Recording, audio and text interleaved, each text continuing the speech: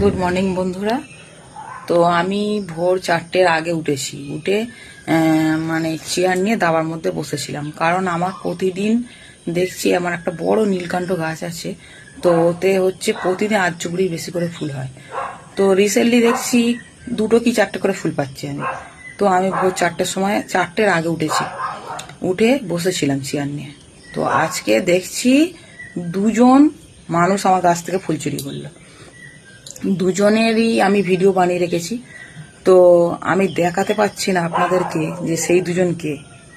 আমারই রিলেটিভের মধ্যে পড়ছে, নিজের লোক না হলে বাঁশ দিতে পারে না। তো তারাই তুলে নিয়ে গেল।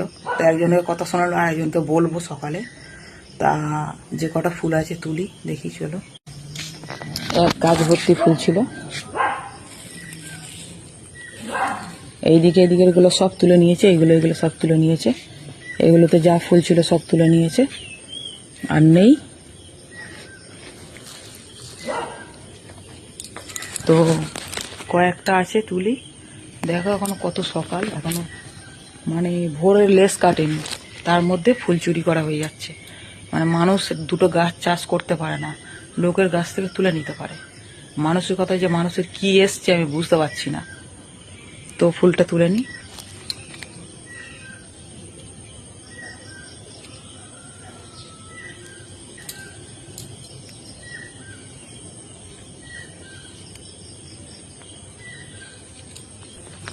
আমার যে বাড়ির কাছে, তাও বাড়ি না, কত দূর থেকে সেখানে ফুল তুলতে এসছে। আর রিলেটিভ বলে ভিডিওটা তোমাদেরকে দেখাতে পারছি না, নিজের একটা খারাপ লাগছে।